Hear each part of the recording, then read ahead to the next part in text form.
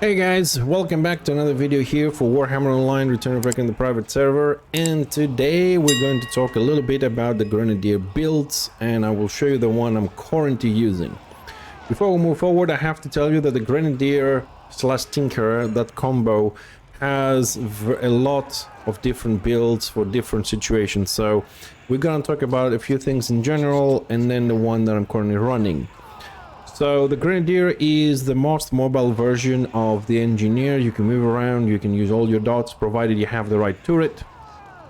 You have a lot of AoE pressure, not as much as the Bright Wizard these days, but you still have a lot of pressure helping to reduce everybody's HP by at least a 10%, helping every other class to do their job, the other DPS class that is. Now, for the Grenadier, most people will go this way. We'll start a little bit with the build here. First of all, you go to the path of the Grenadier and you start climbing up. Some people take Napalm, which is very good for keep defense. Personally, I stopped using it very recent because it's 30 seconds. It's a ramming up skill, so you start with like 100 damage for the first 10 seconds, 200 damage in the next between 10 and 20, and then 300 from 20 to 300 to 30 seconds. I stopped using it because on solo roam, small groups, it's not very useful, despite the fact that you can constantly have it there. You can apply a lot of pressure, however, in big fights, the only thing that it does, because of the massive healing existing in the game, is to actually help the enemy team build morale, and it doesn't stack without the napalm. So since everybody else is using it, I personally switched to the magnet so I can pull people. Of course, Phosphor Shell is a must-have skill. Sticky Bomb is a weird one. It's an optional skill, and I say optional for two reasons. Number one, because if you want an extra dot, yes, you get it. I love it because it does damage if it dispelled or the timer runs out, it explodes, dealing extra damage. It has given me quite a few kills, people running away with a little bit of HP and then boom, you can kill them or the guys next to them if they were retreating as well. However, it's not an insta-cast, despite what it says. You should always be aware that you can do it while you move, yes, but it's not instant. It takes about 1 or 2 seconds because you'll see the animation get stuck and you don't throw the grenade on time. Nevertheless, personally, I find to be an extra dot, people running away from you, having it there is not a bad thing. And that's pretty much how the typical build goes up to Napalm, but let's say that we don't take that. Then we'll go over to the Tinkerer, where a lot of people go all the way up and stop here on Tracer rounds, which is 15% critical damage. And as a dotting class, whether you play a Shaman, a Magus, an Engineer, or an Archmage as a DPS, you need to have a lot of critical, and this is the tactic. It's a must-have to use for getting your critical. Keg, I would say, is also optional. I mean, it can save your life or it can kill you. Let's talk about this for a second. How it can save your life? Simple. It's a heal. You drop it, you get your heal. The higher you go up to the Tinkerer path, the more heal you get. Out in the 13, 14, 15, 16, 17 points that I have in there, it does about 345 over 2 seconds, so it's not too bad. However, you should keep in mind this, the way it kills you. It is a 2-second cast skill, so for those 2 seconds, you do not DPS. So you can't do skills, you don't have auto attack, so you're just sitting there like a dummy hammering. So if you're getting hit by a lot of people, it has a pushback, so it could be 3 seconds and 4 seconds. So that time could get you killed, you could drink a potion or run away or do something else. The other way it can kill you, and you have to be very, very aware of this, is if a Shaman gives you the healing debuff, it's a little swirly thing with thorns. Not only reduces the healing of the keg, but you will take 300 heal and you will receive 600 damage. So effectively, if you drop it plus the other dots, you're just adding a dot on yourself that ticks for about 300 a tick. So be very careful when you use it. The magnet, totally optional whether you're going to go for a napalm build or a pull build with a magnet. I prefer the magnet because, like I said, other engineers have the napalm, so I run into their napalms and pull people into them, so it's more useful. People trying to get away, it has more use into forts, into keeps, pulling people in, pulling people out. I'm having a lot of fun of it. Plus, personally, I love it because it confuses Destro. No one really uses magnets these days, like, oh, what happened? So I kind of love it. You know, I may lose a little bit of DPS if you like, but I love it. Lightning Rod, I would say it's a must-have skill personally. It's a Lightning Rod, you drop it on the floor, it doesn't move, but it does a lot of damage. Especially you have a 17, 18 points that I have on the tree. It's a lot of damage. People come close to you. And what I usually do is, if you really want to do a lot of damage, you have the time, landmine, lightning rod, then pull. So the land of that, and then on top of this, after the cooldown is off from the pull, I drop phosphor shell. So it's a nice little burst with that combo. So this is the build I'm currently running with the magnet, critical tactic, keg, lightning rod, phosphor shell, sticky bomb, and that's it. You can do some alternatives if you want here. For example, you could get 50% damage in closer range if you want to play that, if you have the room, you know. So that's my build with the pool at the moment. It's been very fine so far. I mean, you know, for solo, for 6-man, for warbands, it's been really fun. And you know, if you're gonna go in a warband, having a magnet, it's always a plus. It's not a minus for that. So that's the build. Here on the paths. For the tactics, we're using Masterful Aim, which is the 160 ballistics. We're using well-oiled machine to drop the turret down instantly, so we get the 50% critical. The turret has to be alive out there.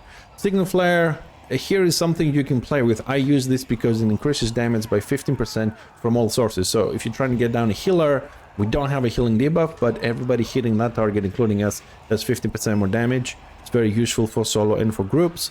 And trash rounds is the critical we talked about. You could potentially remove coordinated fire, and some good options if you want some more survivability would be Ancestral Inheritance for more armor. You could increase your damage a little bit overall by 120 ballistics if you're having issues, but this build I'm going to show you doesn't have that problem. Be aware, fighting chance also removes toughness, so you increase your damage, you lose survivability there. Here's defense. It's a good alternative to remove 15% block, dodge, and parry. Start of Stone, that is something that gets you up faster from knockdowns. If you're roaming solo, is also a good option if you want to drop your damage a little bit and you know, stand up in 1.5 seconds instead of 3 seconds from a Witch Elf, or 2.5 seconds if Blackguard knocks you down. It has saved lives in the past. People call this a cheesy tactic, but it's a lifesaver. So that's the different options you can go there. And the reason why I'm giving you all these options is because, like I said, Engineer is a very versatile class, and specifically the Grenadier one has a lot of wiggle room to do whatever you want and how you want to play. You can go more utility, more damage, more survivability. So I'm trying to give you some ideas here for you guys to make your own build. But from my build, if you want to copy this, is ballistics, a well-oiled machine for the fast drop, coordinated fire for extra 50% damage, and the critical. So we've seen the paths, we've seen the tactics. For morals, for this one, let's just do this so you can see all of them. I played 2 defensive and 2 offensive, just in case. I have the 100% dodge and disrupt in fighting squiggies, shaman, maguses, and stuff like that. Can save your life. If I'm part of a group or in a pinch, I have the plating armor plating. So everyone in the group, including ourselves within 100 feet, takes only 80% foot point a second. That is a 20% damage reduction for everyone, all to save lives. And Morale 3 is Cannon Smash for bursts and finishers, and of course an AoE Hell of Doom morale for pushes on forts and keeps, whether you attack or defend. As far as the gear goes, as you know, most of the builds are made for level 40, 80s these days, and mainly using Sovereign, and we're going to see one of those here. And for this build, for the Grenadier build, we're going to use the Sovereign Hard Hat of the Gadget Master. We're going to use 5 pieces. And we're using 5 pieces because we want to get the critical from the helmet. We want to get the extra 2 critical again from the back. We also want a little bit of AP regen from the chest. The boot. And we're also going to use the ring, so that saves us a little spot for another piece of gear. Having those, right, we also gain 80 ballistics, 88 wounds, 6% armor penetration. I know it sounds weird, the armor penetration, but we need it. And 6% range critical, which is a must for the dot. The 6% armor penetration is very handy part of this group, part of this combo of item of gear, because although we are Grenadiers, we're also going to be using hip shot, and focus fire, which is physical damage. So focus fire is a continuous burst of shots, and then at the end a hip shot for a little bit of burst there at the end. This is the finisher I use. After I do my dots, you burst with focus fire, hip shot, then you carry on. So being physical, it helps those two skills, the burst, the 6% armor penetration, and also it helps with signal flare, which is also a physical dot. So those three, and this is the most powerful dot we also have. So the armor penetration helps with the dot and those skills there to add a little bit of burst. We don't have, I only have 13% here, plus 6, that's about 20, you know. You could try and get this a little bit higher if you wanted to. Like I said, there's a lot of room for different plays. There's some people running grenadiers with all talismans or weapon skill just to buff that specific dot, and those are a couple of long shots with Gun Blast if needed. Personally, I don't do it. I go for damage and critical depending on the dots, and then kiting. The other set we're going to use is the Shield Master. We're going to use 3 pieces just to get the extra ballistics and wounds, and of course a little bit more critical out of the items we are using. We're going to use, with the Shield Master, we're just going to take the shoulders, the belt, and the gloves. That's it. 3 pieces there. The rest is Guards Master, and the ring for Guards Master. The other 3 rings, I'm using Genesis on the top here to get wounds and ballistic for more wounds and damage, and initiative range power. Range power is very important because it does not have diminishing return. After 1050 ballistics, range power is added. So the more you add, no problem. It's a 1-to-1 ratio. But also on the initiative for the anti-crit. And the third ring is Sentinel Band, which it has an empty talisman at the moment, because depending on what I want to do, I add different things. Either plus 56 range power, or critical, or wounds, or toughness, you know, depending on the build. It's a very versatile slot. Usually I go for the 56 range power. Now let's see a little bit the weapons here. I'm using Fortress Wrench for the critical, 3% critical, with more wounds on top of it. And of course the 5% chance to jolt the target for 360, that's extra damage. And the main weapon is the Bloodlore weapon from Bastion Stairs. I took that one for the extra range power and initiative and critical chance. It has 1% less from the fort weapon. So here you could either go with 2 Bloodlords and add more damage and lose 2% critical, or you can go with the fort weapons, lose 10% damage, and go for the crit.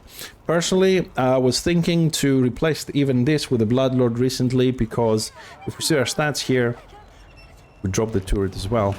We have 46% critical. I think anything above 37, 35, 37 for engineer is just fine.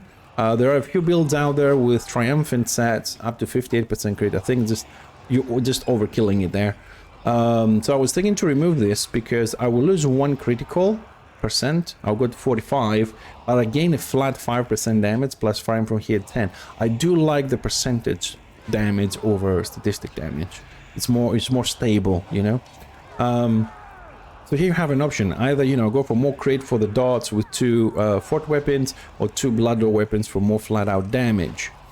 For our stats, this build is very DPS-y, what you people want to see. So we have 991 ballistics as it is. So if we drink a 80 potion, the normal one, you don't need the blue one. If we just drink one, we go to 1060, slightly above the cup, in the soft cup. And then if we add the 56 range on the tally, as we said, we're probably going to hit 1100 and something.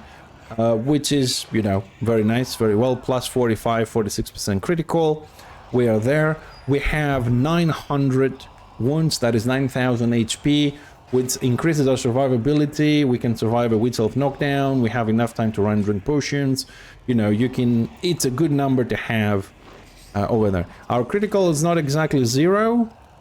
It's slightly below 0, also helps. Don't forget, in PvP you can go into negative values for the critical and start removing critical chances from your enemies when they're attacking you. Thing is on minus 2% with the Renown, which we're going to see in a minute. And that is pretty much what you want. This is a DPS build, okay? It's not a tanky build. I'm working on one, some other friends are working on one, but I have to say I'm not really hopeful about finding a similar build to the one we had, that you could stand your ground at 5 feet from melee and fight. We'll see. So the only thing left for me, guys, to show you is Renown. And since we're not on the trainers, we take 3 levels of futile strikes just to get 15% critical chance down. Having 0 is important. Then I took 1 marksman for ballistics because I had 1 point left, and every other point is went to all 4 levels of critical on sure shot and 2 levels of vigor for the extra wounds. You can see that summarized later on the video, help you out a little bit, and that's it.